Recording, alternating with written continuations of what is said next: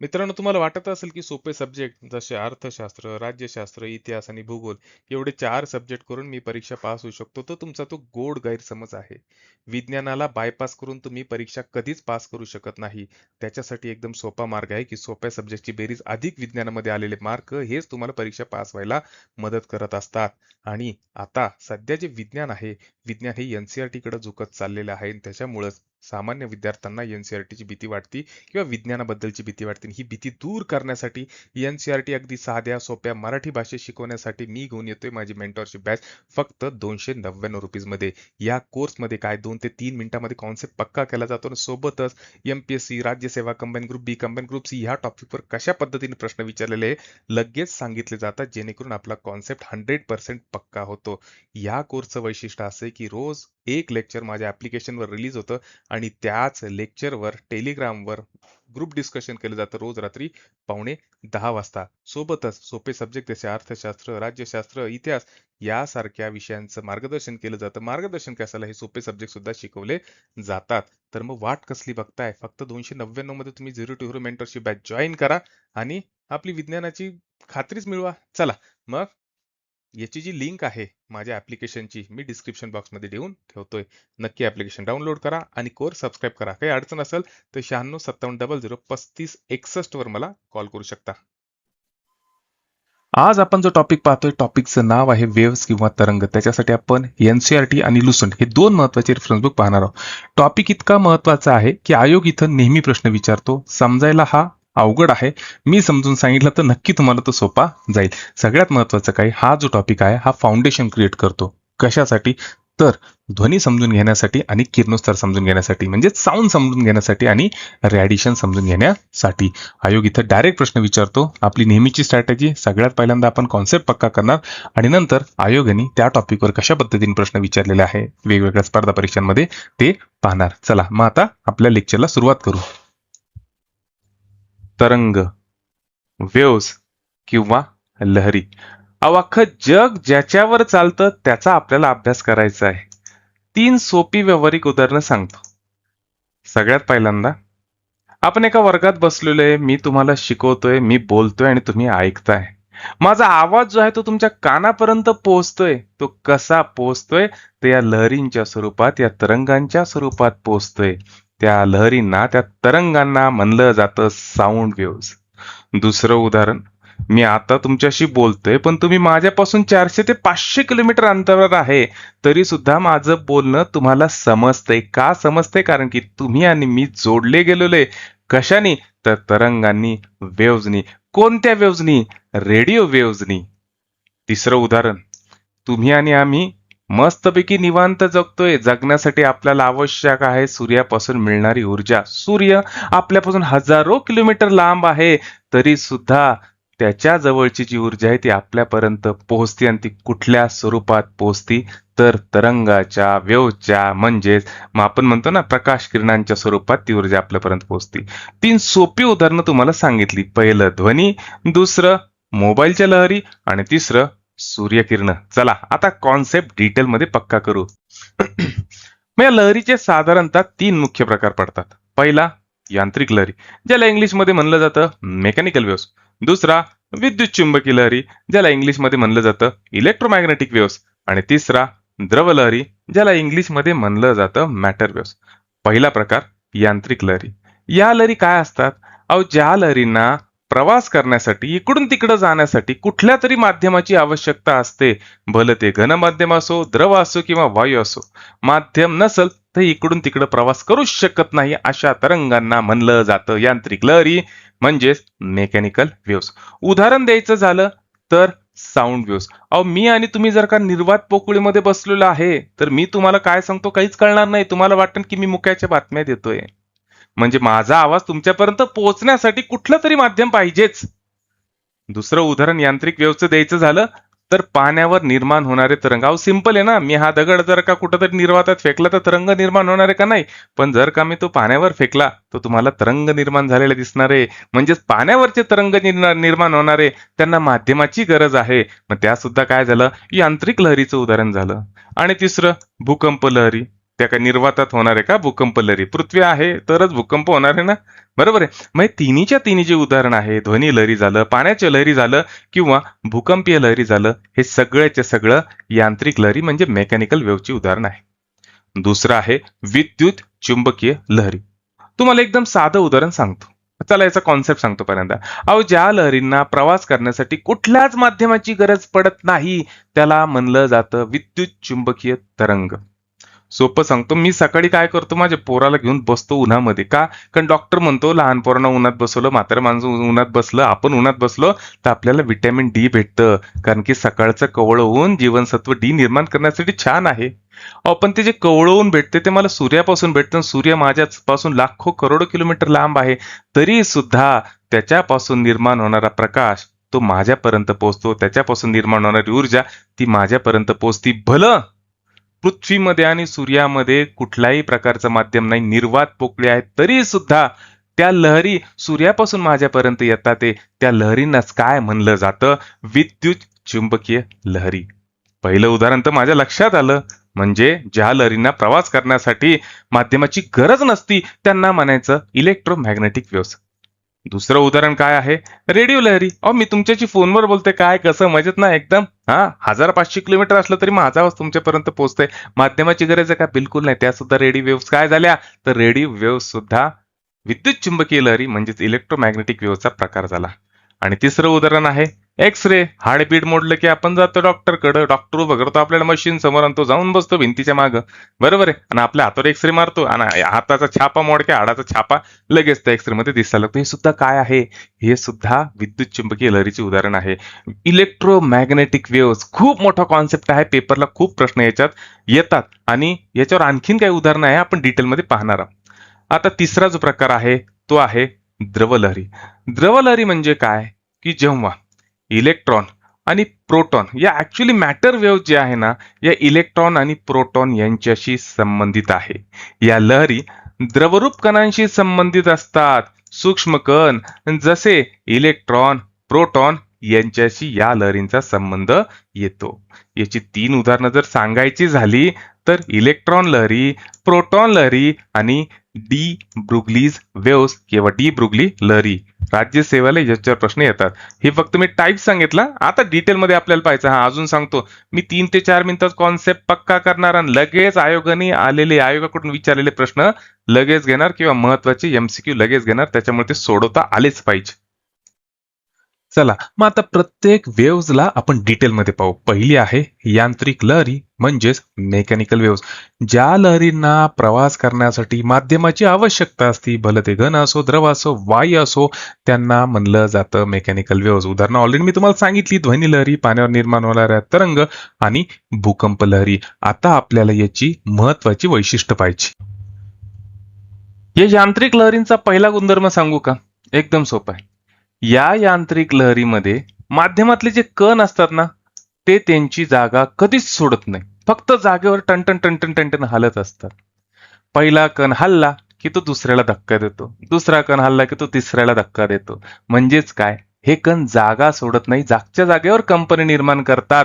मात्र ऊर्जा जी आहे या कणांच्या धडकण्यामुळं इकडून तिथपर्यंत जाते. मी तुमच्याशी बोलतोय, मी जे बोलते ते तुमच्या कानापर्यंत पोहोचते. कसं पोहोचते? माझ्यामध्ये आणि तुमच्यामध्ये हवेचे थर आहे. माझ्या तोंडापाशी जो हवेचा थर आहे, मी बोललो की त्या हवेच्या थरामध्ये सगळ्यात पहिल्यांदा कंपन निर्माण झाले. त्यांनी पुढच्या हवेच्या थराला हलवलं, त्यांनी पुढच्या हवेच्या थराला हलवलं आणि त्यातून तुम्हाला मी काय बोलतोय ते कळलं. म्हणजे माझ्या तोंडातली जी ध्वनी ऊर्जा आहे ती तुमच्या कानापर्यंत पोहोचली. म्हणजे पहिलं लक्षात ठेवायचं की ही यांत्रिक वेव्ह जे आहे याच्यामध्ये माध्यमाचे कण कधीच जागा सोडत नाही. ते फक्त एकाच ठिकाणाहून दुसऱ्या ठिकाणी जात नाही. ते फक्त एका ठिकाणी कंप पावतात आणि जाती ती फक्त ऊर्जा पुढे जात असती. तुम्हाला वाटतं हे सोपं आहे, पण मित्रांनो हेच पेपरला विचारलं जातं. फक्त कॉन्सेप्ट पक्का करा. एनसीईआरटी मधून सांगतोय तुम्हाला. या अॅनिमेटेड व्हिडिओवरून तुमचा कॉन्सेप्ट अजून पक्का होईल. पाण्याचा थेंब पडला, तरंग निर्माण झाले, कणांनी काही त्यांची जागा सोडली नाही, फक्त ऊर्जा एका ठिकाणून दुसऱ्या ठिकाणी ट्रान्सफर झाली. यांत्रिक लहरींना म्हणजेच मेकॅनिकल वेव्हजला जर का इकडून तिकडं जायचं असेल तर माध्यमाकडे सुद्धा काही गुणधर्म असणं आवश्यक आहे. पहिलं, ते माध्यम लवचिक हवं आणि दुसरं, ते माध्यमातले कण जड असावे किंवा त्यांच्याकडे जडत्व असावे. तुम्ही म्हणता सर हे काय सांगताय? ऐका. आपल्याला हे माहिती आहे की यांत्रिक लहरींमध्ये जे माध्यमातले जे कण आहे ना, ते कधीच इकडून तिकडं जात नाही. ते त्यांची जागा सोडत नाही. ते जागच्या जागीच हलतात, जागच्या जागीच कंप पावतात. म्हणजेच काय, कण हलतो, पुढं जातो, मागे येतो, पुढं जातो, मागे येतो, पुढं जातो, मागे येतो. यालाच काय म्हणायचं? इलॅस्टिसिटी. म्हणजे माध्यमातल्या कणाकडे काय पाहिजे? लवचिकता पाहिजे, तरच यांत्रिक लहरी जाऊ शकतात ना. आणि दुसरं, त्या माध्यमातल्या कणाकडं जडत्व सुद्धा पाहिजे. माध्यमातले कण जागा सोडत नाही, फक्त जागच्या जागेवर हलतात. जाती ती फक्त ऊर्जा जाती.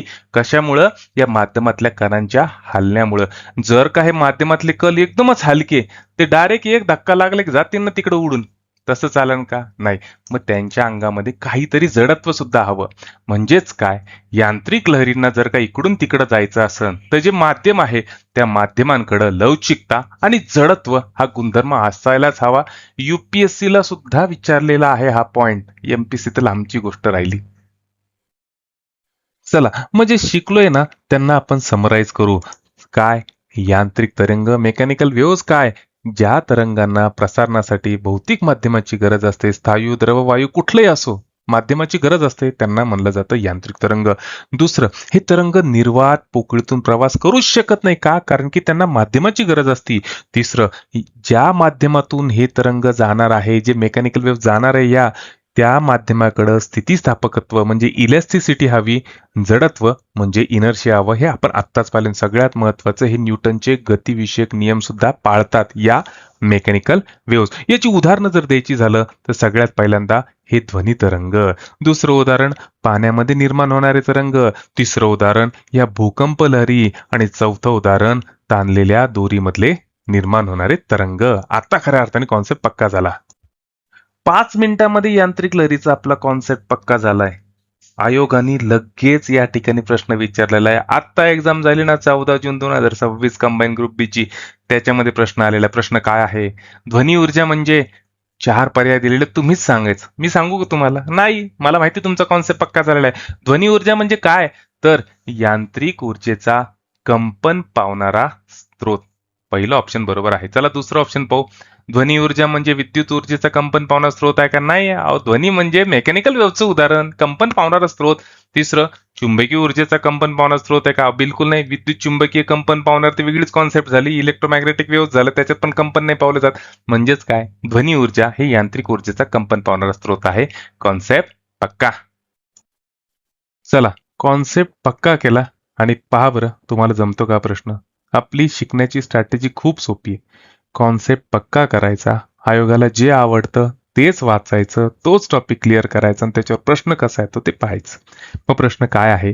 तर एखाद्या भौतिक माध्यमामध्ये यांत्रिक लहरीच्या म्हणजे मेकॅनिकल वेव्हच्या प्रसारणासाठी माध्यमाकडं खालीलपैकी कोणते गुणधर्म असणे आवश्यक आहे? आपल्याला माहिती आहे ना, लवचिकता आणि जडत्व, दोन्हीचे दोन्ही आत्ताच पहिला एक ना, दोन्ही गुणधर्म असणं गरजेचं आहे.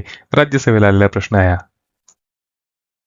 चला पहा बरं जमतो का पुढचा प्रश्न. कॉन्सेप्ट पक्का झाला असेल ना तर हा प्रश्न जमणार. मित्रांनो, एनसीईआरटी काही खूप जास्त अवघड नाही बरं का. काय आहे, आयोग आहे ना त्याचे ठराविक पॅटर्न आहे, ठराविक मुद्दे आहे, त्याच टॉपिकवर तो जाणार, तिथंच तो प्रश्न विचारणार. फक्त एवढा आहे, एक तर प्रश्न अवघड विचारून किंवा सोपा विचारून. जेव्हा तो एनसीईआरटीतून विचारला जातो तेव्हा तो आपल्याला अवघड वाटतो आणि त्याच्यासाठीच आपण एनसीईआरटीची सिरीज काढलेली आहे की नाही. तुमचे बेसिक 2 लेक्चर तर क्लिअर झालेले आहे, पण आता आपल्याला एनसीईआरटी लुसेंट मधून कॉन्सेप्ट पक्का करायचा आहे. प्रश्न काय आहे?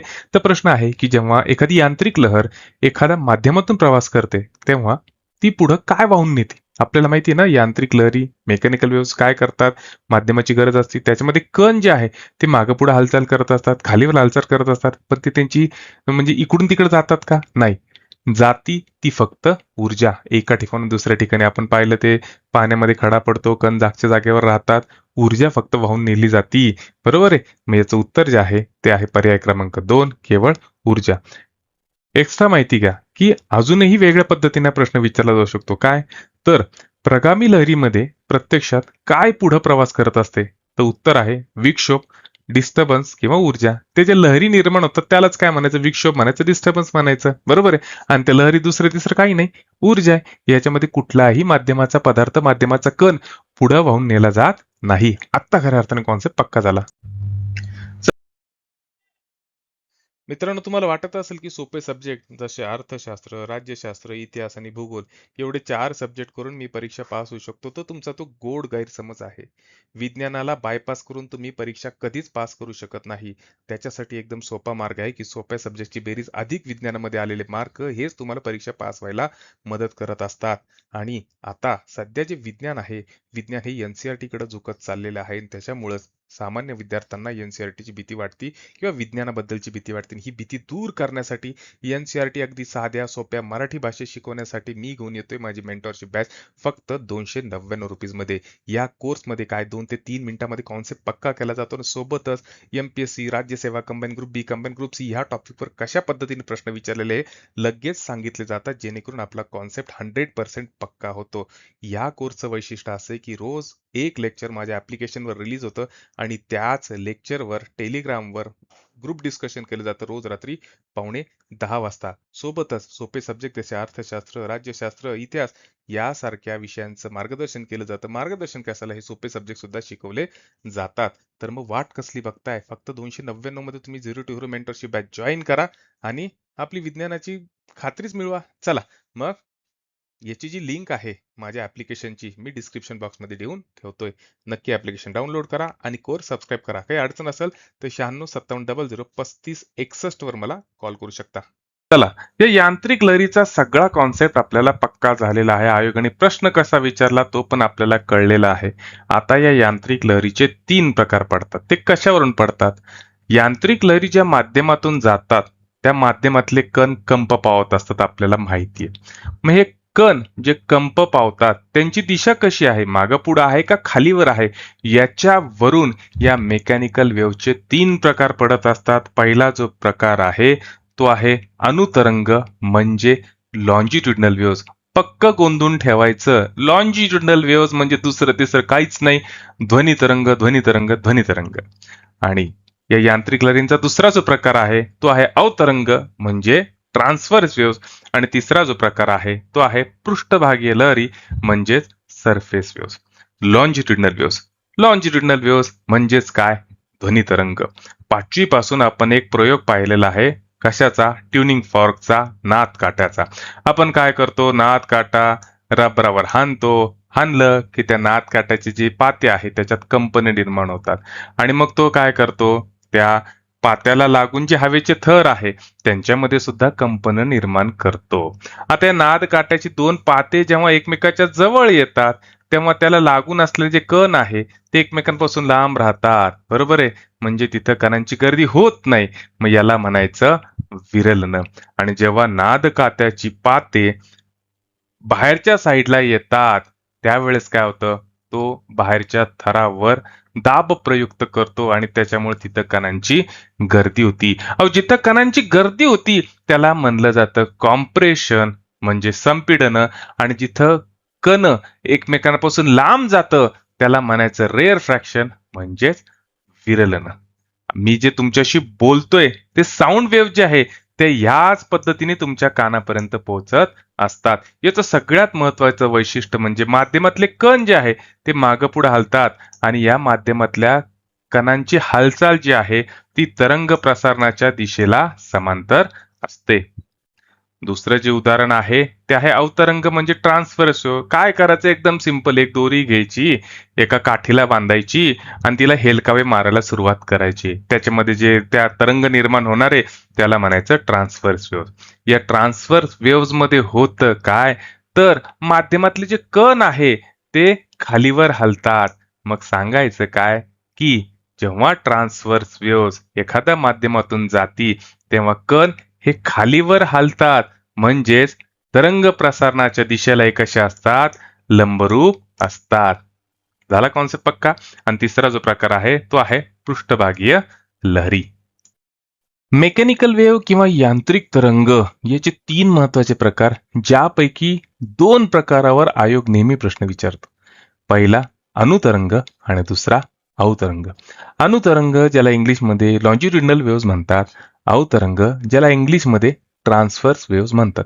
याचा आपण कंपॅरेटिव्ह म्हणजे तुलनात्मक अभ्यास करू. सगळ्यात पहिल्यांदा या दोघांमधला फरक पाहू. दोघांमधला फरक काय? कणांचं होणारं कंपन हाच या दोघांमधला महत्वाचा फरक आहे.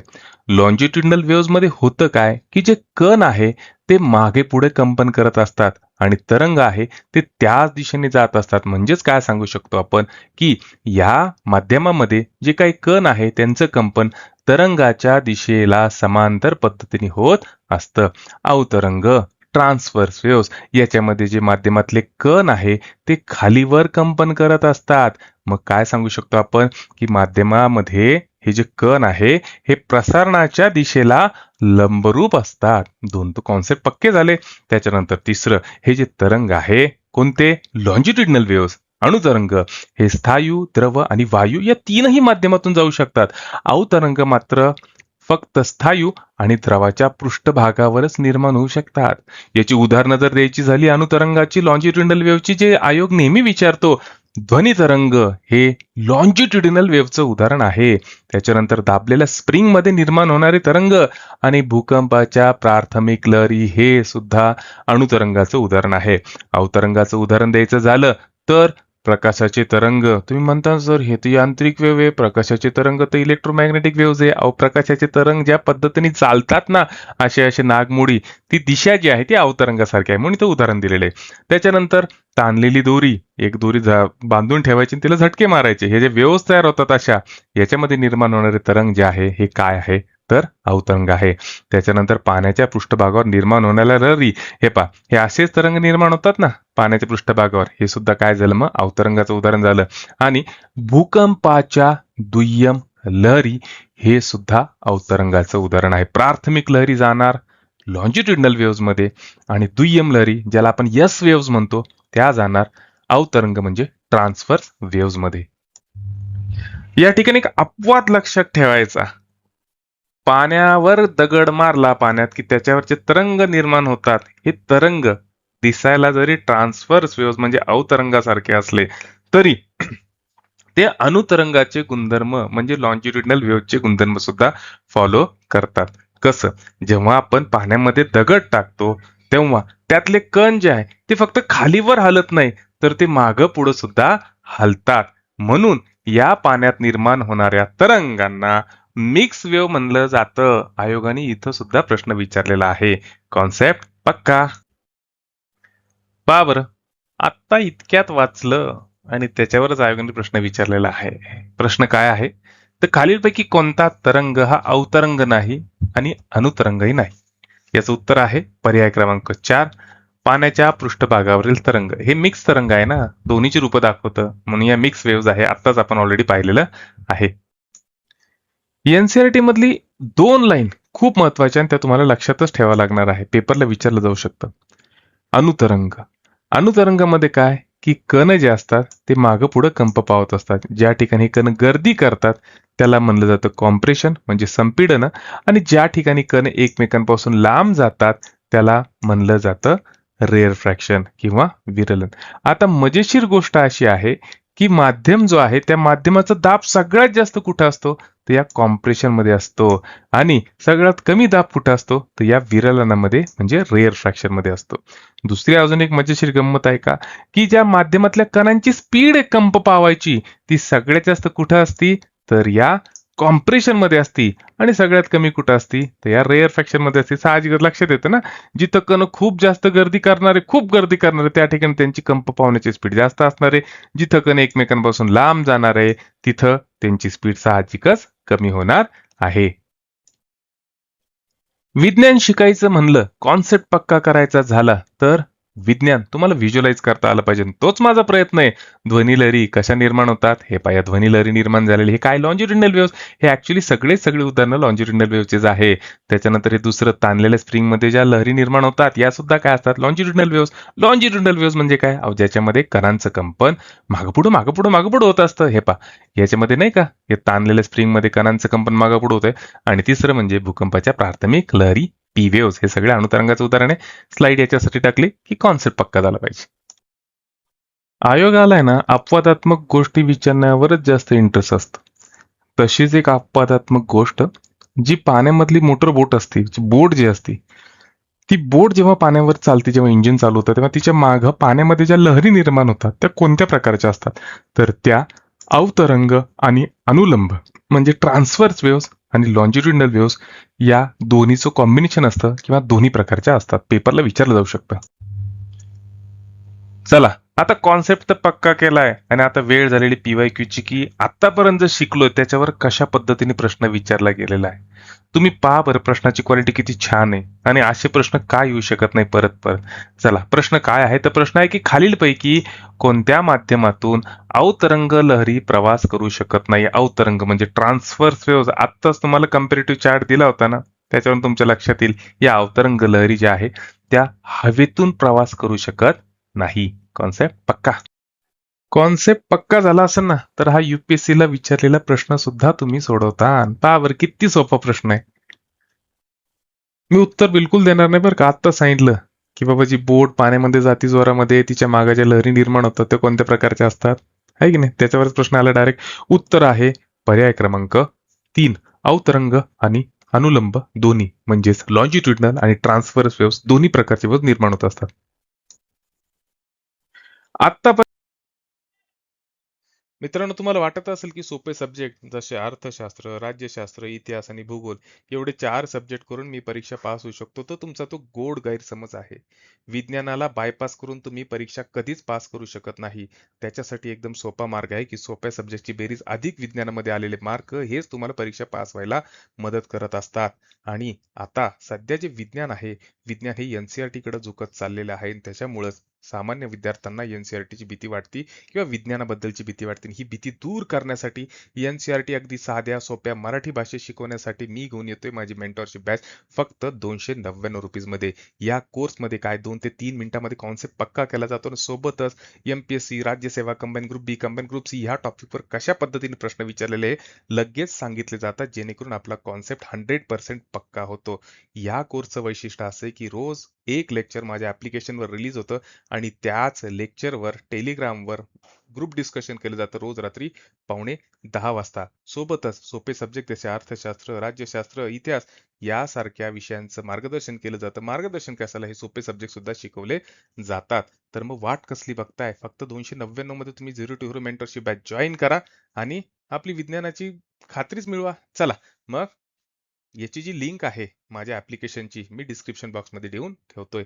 नक्की ऍप्लिकेशन डाउनलोड करा आणि कोर्स सबस्क्राईब करा. काही अडचण असेल तर 9657003561 वर मला कॉल करू शकता. पर्यंत तरंगाचा आपण फक्त एकच प्रकार पाहिला, यांत्रिक तरंग म्हणजेच मेकॅनिकल वेव्स. काय होत्या मेकॅनिकल वेव्स? अहो, ज्यांना इकडून तिकडे जाण्यासाठी प्रसारणासाठी माध्यमाची गरज होती त्याला आपण म्हणत होतो यांत्रिक वेव्स किंवा मेकॅनिकल वेव्स. दुसरा जो प्रकार आहे तो आहे विद्युत चुंबकीय तरंग म्हणजेच इलेक्ट्रोमॅग्नेटिक वेव्स. काय असतात इलेक्ट्रोमॅग्नेटिक वेव्स? अहो, ज्या तरंगांना प्रसारणासाठी कोणत्याही भौतिक माध्यमाची गरज नसते त्यांना विद्युत चुंबकीय तरंग म्हणलं जातं. याचं बेस्ट एक्झाम्पल सांगू का? की सूर्यापासून जे काही प्रकाश किरण पृथ्वीपर्यंत पोहोचतात हे दुसरं तिसरं काही नाही, विद्युत चुंबकीय तरंगच आहे. सूर्यापासून पृथ्वीपर्यंत निर्वात पोकळी आहे, कुठल्याही प्रकारचं माध्यम नाही तरी सुद्धा हे प्रकाश किरण पृथ्वीपर्यंत पोहोचतात. का पोहोचतात? कारण हे विद्युत चुंबकीय तरंग आहे, यांना माध्यमाची गरज नसते. चला मग, आता दुसरं महत्वाचं गोष्ट लक्षात घ्यायची की हे विद्युत चुंबकीय तरंग जे आहे हे बनलेले कशापासून असतात? यांच्या नावामध्येच सगळं लपलेलं आहे. विद्युत चुंबकीय तरंग हे प्रामुख्याने 2 घटकांपासून बनलेले असतात. पहिलं विद्युत आणि दुसरं चुंबक. म्हणूनच यांना विद्युत चुंबकीय तरंग म्हणलं जातं किंवा इलेक्ट्रोमॅग्नेटिक वेव्हज म्हणलं जातं. आता या तरंगामध्ये, या वेव्हज मध्ये हे जे इलेक्ट्रिक फील्ड आहे, विद्युत क्षेत्र आहे आणि चुंबकीय क्षेत्र म्हणजे मॅग्नेटिक फील्ड आहे, हे दोघच्या दोघं एकमेकासोबत काटकोनामध्ये असतात. एकमेकासोबत कसे असतात हे? तर हे एकमेकासोबत बरोबर काटकोनात असतात. फक्त एकमेकासोबतच काटकोनात असतात का? नाही, तर हे प्रसारणाच्या दिशेसोबत सुद्धा काटकोनामध्येच असतात. लक्षात ठेवा, एनसीईआरटी मधली सगळ्यात महत्वाची लाईन पेपरला विचारली जाईल म्हणजे जाईल. चला आता पुढचं वैशिष्ट्य पाहायचं. हे जे तरंग आहे हे निर्वात पोकळीतून सहज प्रवास करू शकतात. आत्ता इतक्यात आपण पाहिलं. दुसरं, हे जे तरंग आहे हे परस्पर लंबरूप असतात आणि विद्युत क्षेत्र आणि चुंबकीय क्षेत्र यांच्या दोलनाने बनलेलं असतं. हे सुद्धा तुम्हाला समजून सांगितलं. सगळ्यात महत्वाचं की हे जे तरंग आहे, हे जे इलेक्ट्रोमॅग्नेटिक वेव्हज आहे, यांचा निर्वात पोकळीत वेग किती असतो? तर यांचा वेग प्रकाशाच्या वेगा इतका असतो. विद्युत चुंबकीय तरंगाचा, इलेक्ट्रोमॅग्नेटिक वेव्हचा वेग व्हॅक्यूम मध्ये किती असतो? तर प्रकाशाच्या वेगा इतका. तो किती? 3 गुणिले 10⁸ मीटर पर सेकंद. चौथं महत्वाचं म्हणजे हे जे तरंग आहे हे निसर्गतः अवतरंग म्हणजे ट्रान्सवर्स प्रकारचे असतात. तुम्ही म्हणता सर हे ट्रान्सवर्स वेव्ह तर यांत्रिक वेव्ह म्हणजे मेकॅनिकल वेव्हचं उदाहरण होतं, इकडे कसं काय आलं? अहो हे जे तरंग आहे ना हे असे लहरींच्या स्वरूपात जातात. म्हणून काय म्हणलं जातं की हे जे तरंग आहे ना हे दिसायला निसर्गतः ट्रान्सवर्स वेव्ह म्हणजे अवतरंग स्वरूपात असतात. आता या तरंगाचं वैशिष्ट्य सांगू का? या विद्युत चुंबकीय तरंग इलेक्ट्रोमॅग्नेटिक वेव्हची रेंज एवढी मोठी आहे की साधारणतः न्यूक्लियसचं जे अंतर आहे तिथपासून ते 10 किलोमीटर इथपर्यंत या वेव्हची वेव्हलेंथ असती. कसं ते आपण डिटेलमध्ये सगळं पाहणार, टेन्शन घ्यायचं नाही. उदाहरण जर लक्षात ठेवायचं झालं तर लक्षात राहू द्या, इलेक्ट्रोमॅग्नेटिक वेव्हचं बेस्ट एक्झाम्पल रेडिओ तरंग, दुसरं मायक्रोवेव्ह, तिसरं इन्फ्रारेड वेव्ह, चौथं व्हिजिबल लाईट, पाचवं युव्ही रेज, अल्ट्राव्हायोलेट रेज, सूर्यापासून आपल्यापर्यंत येणारे प्रकाश किरण, त्याच्यानंतर एक्स रेज आणि गॅमा रेज. झाले की नाही कॉन्सेप्ट पक्का? अजून संपलं नाही, अजून खूप पाहायचंय. आता हळूहळू विद्युत चुंबकीय हे मराठीतलं नाव विसरून जायचं आणि लक्षात ठेवायचं इलेक्ट्रोमॅग्नेटिक वेव्हज. या इलेक्ट्रोमॅग्नेटिक वेव्हची संकल्पना कोणी मांडली होती? तर मॅक्सवेल या शास्त्रज्ञांनी मांडली. हे इलेक्ट्रोमॅग्नेटिक वेव्हज दोन गोष्टींपासून बनलेले असतात, एक इलेक्ट्रिक फील्ड पासून आणि दुसरं मॅग्नेटिक फील्ड पासून. आत्ताच आपण पाहिलं या दोन्हीच्या दोन्ही फील्ड एकमेकाशी काटकोनामध्ये असतात, एकमेकाशी काटकोन तयार करत असतात. फक्त एकमेकाशीच काटकोन करत नाही तर ते प्रसारणाच्या दिशेशी सुद्धा काटकोनामध्येच असतात. हे ऑलरेडी तर सांगितलेलं आहे. महत्वाची गोष्ट काय? तर महत्वाची गोष्ट अशी की ही दोन्हीच्या दोन्ही क्षेत्रे जी आहे ती वेळ आणि अवकाश यानुसार बदलतात. टाइम आणि स्पेस नुसार हे दोन्ही क्षेत्र मॅग्नेटिक फील्ड, इलेक्ट्रिक फील्ड बदलतात. मात्र त्यांची वारंवारता जी आहे ती नेहमी समान असते. तुम्ही म्हणता सर वारंवारता म्हणजे काय? वारंवारता म्हणजे दुसरं तिसरं काहीच नाही. एका सेकंदामध्ये एका ठराविक ठिकाणाहून पास होणाऱ्या तरंगाची संख्या. मी जर म्हणलं की त्या वेव्हची वारंवारता 5 हर्ट्झ आहे, याचा अर्थ काय होतो की एका सेकंदामध्ये एका ठिकाणाहून 5 तरंग पास झाले. मी जर म्हणलं 10 हर्ट्झ आहे तर लगेच लक्षात घ्यायचं की एका सेकंदामध्ये एका ठिकाणाहून 10 वेव्हज पास झालेल्या आहे. झाले का नाही कॉन्सेप्ट पक्का? सगळी एनसीईआरटी बरं का मराठीत आणलेली तुमच्यासाठी. पेपरला विचारला जाईल असा दुसरा महत्वाचा मुद्दा म्हणजे या इलेक्ट्रोमॅग्नेटिक वेव्हची वेव्हलेंथ तरंग लांबी किती असती? तर ती 10⁻14 मीटर ते 10⁻4 मीटर इतकी असते. या इलेक्ट्रोमॅग्नेटिक वेव्हची निर्मिती कशी होती? तर ऍक्सलरेटेड म्हणजे वेगाने पळणारे आणि ऑसिलेटिंग म्हणजे नेहमी दोलामय अवस्थेत असणाऱ्या चार्ज मुळे, इलेक्ट्रिक चार्ज मुळे होत असते. एनसीईआरटी मधला दुसरा महत्वाचा टॉपिक ज्याच्यावर आयोग प्रश्न विचारू शकतो तो म्हणजे प्रकाश वेक्टर, ज्याला म्हणलं जातं लाईट वेक्टर. लाईट वेक्टर म्हणजे काय? आपल्याला माहिती आहे की प्रकाश जो आहे तो विद्युत चुंबकीय तरंग आहे. माझ्या डोळ्यांना प्रकाश दिसतो म्हणजे काय होतं? हे प्रकाश किरण म्हणजे विद्युत चुंबकीय तरंग माझ्या डोळ्यामध्ये जातात. हे इलेक्ट्रोमॅग्नेटिक वेव्हज माझ्या डोळ्यामध्ये गेले की माझ्या डोळ्याला प्रकाशाची जाणीव होती. पण प्रश्न पडतो की इलेक्ट्रोमॅग्नेटिक वेव्ह जे आहे हे दोन गोष्टींपासून बनलेले. पहिलं इलेक्ट्रिक फील्ड आणि दुसरं मॅग्नेटिक फील्ड. पहिलं विद्युत क्षेत्र आणि दुसरं चुंबकीय क्षेत्र, मग कुठल्या क्षेत्रामुळे मला प्रकाश दिसतो किंवा माझे डोळे कुठल्या क्षेत्राला सेन्सिटिव्ह आहे, तर माझे डोळे हे प्रामुख्याने फक्त विद्युत क्षेत्राला, इलेक्ट्रिक फील्डलाच सेन्सिटिव्ह असतात आणि त्याच्यामुळंच मला प्रकाश दिसतो आणि याच कॉन्सेप्टला म्हणलं जातं लाईट वेक्टर. आपण मोबाईलच्या कॅमेऱ्यानुसार जेव्हा कॅमेरा वापरून जेव्हा फोटो काढतो तेव्हा त्या मोबाईल कॅमेऱ्यामध्ये जे लाईट रेज जातात, हा मोबाईलचा कॅमेरा सुद्धा त्या लाईट रेज मधल्या इलेक्ट्रिक फील्डला सेन्सिटिव्ह असतो. झाली की नाही कॉन्सेप्ट पक्का?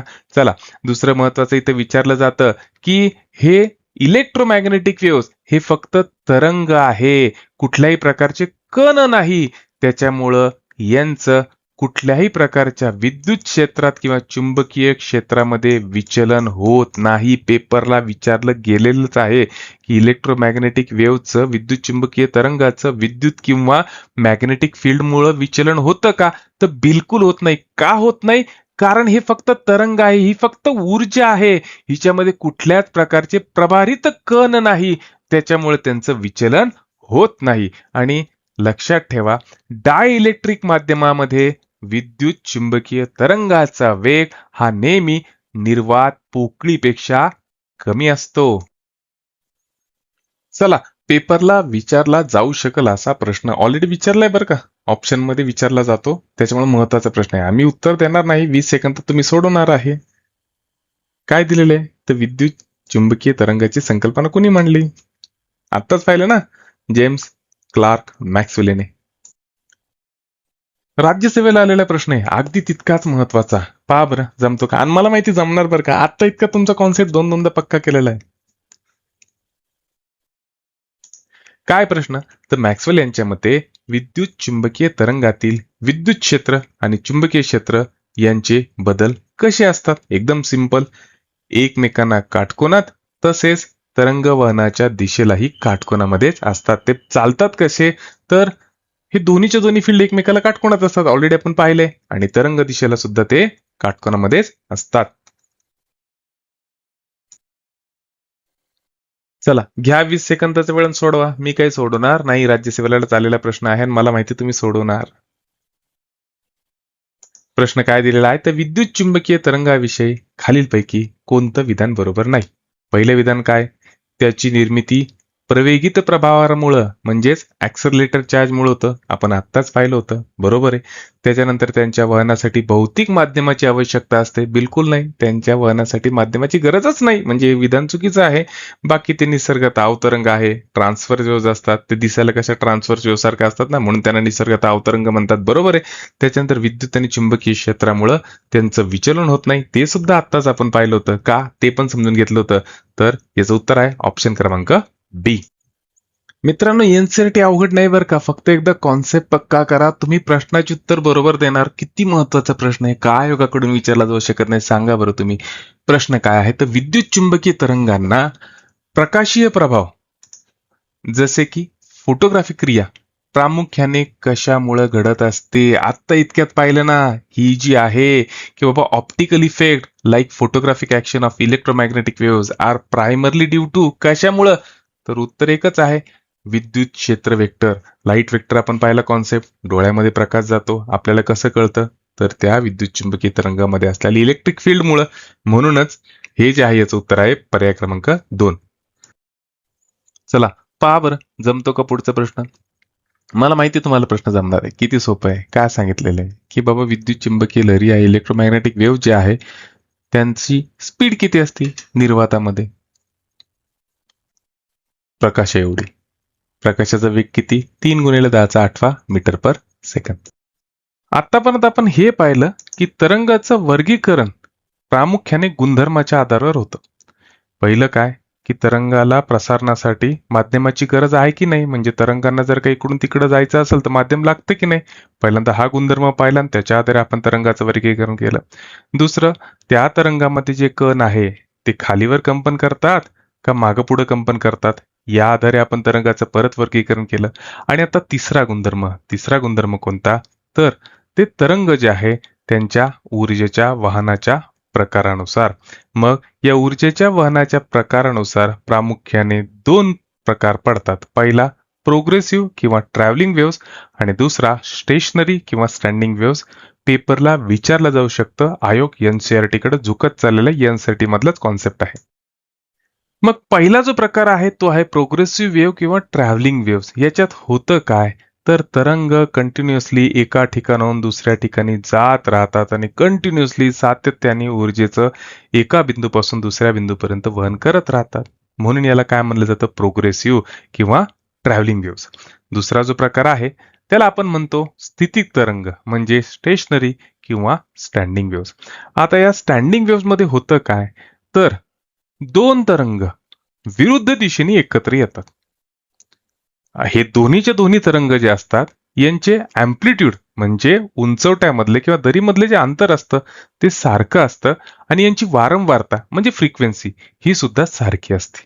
याच्यात होतं काय, तर ऊर्जा एका ठिकाणून दुसऱ्या ठिकाणी वाहून नेली जात नाही, ती जागच्या जागीच खिळून राहते. याच्यामध्ये नोड्स आणि अँटी नोड्स तयार होत असतात. आता नोड्स म्हणजे काय, की ज्या ठिकाणी कणांचं विस्थापन शून्य असणार आहे, हे पहा कणांचं विस्थापन या ठिकाणी शून्य आहे म्हणजे इथं काय तयार झाला, नोड तयार झाला.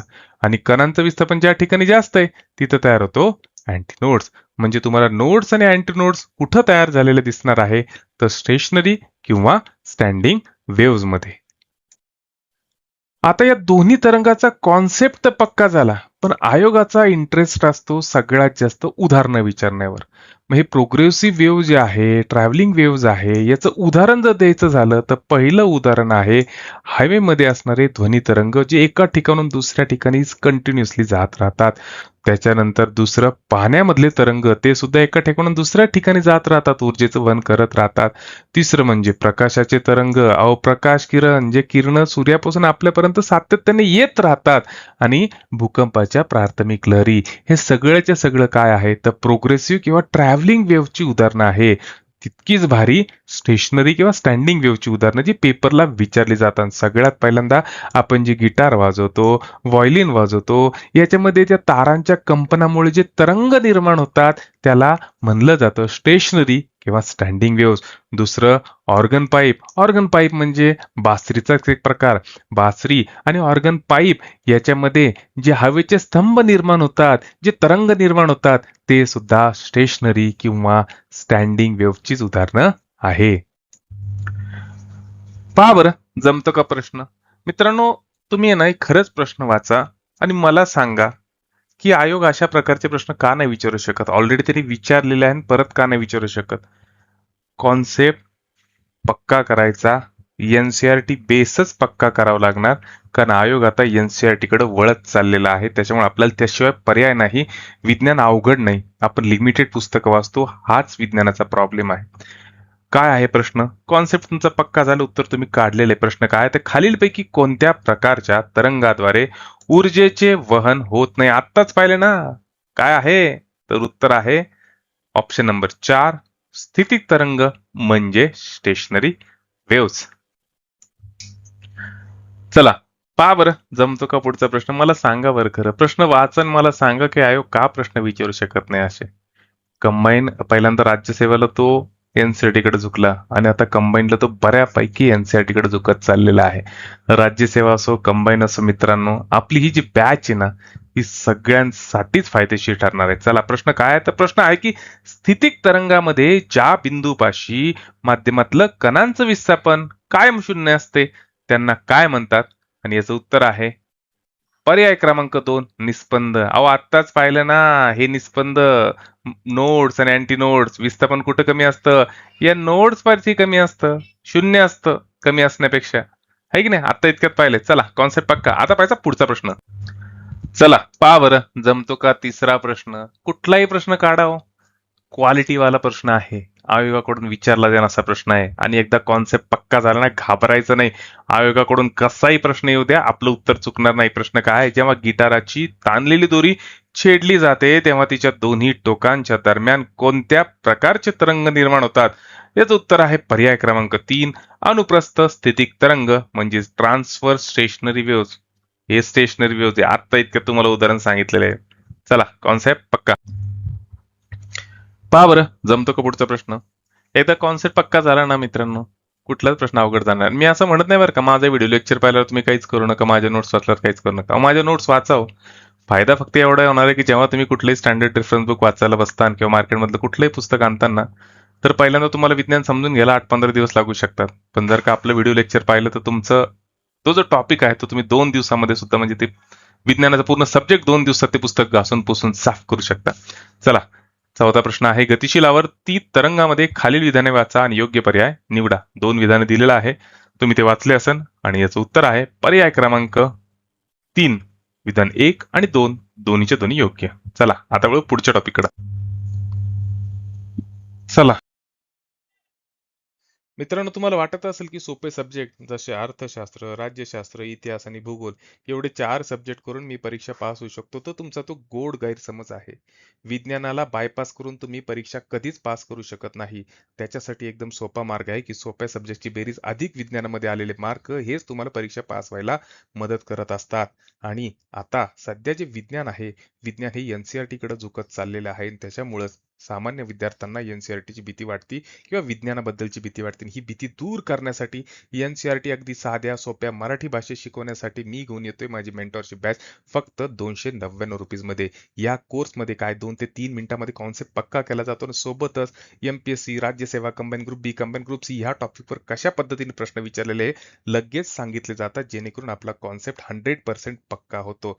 या कोर्सचं वैशिष्ट्य असं आहे की रोज एक लेक्चर माझ्या ऍप्लिकेशनवर रिलीज होतं आणि त्याच लेक्चरवर टेलिग्रामवर ग्रुप डिस्कशन केलं जातं रोज रात्री 9:15 वाजता. सोबतच सोपे सब्जेक्ट जसे अर्थशास्त्र, राज्यशास्त्र, इतिहास यासारख्या विषयांचं मार्गदर्शन केलं जातं. मार्गदर्शन कशाला, हे सोपे सब्जेक्ट सुद्धा शिकवले जातात. तर मग वाट कसली बघताय, फक्त 299 मध्ये तुम्ही 0 to 0 मेंटरशिप बॅच जॉईन करा आणि आपली विज्ञानाची खात्रीच मिळवा. चला मग, याची जी लिंक आहे माझ्या ऍप्लिकेशनची मी डिस्क्रिप्शन बॉक्समध्ये देऊन ठेवतोय. नक्की ऍप्लिकेशन डाउनलोड करा आणि कोर्स सबस्क्राईब करा. काही अडचण असेल तर 96 57 00 35 61 वर मला कॉल करू शकता.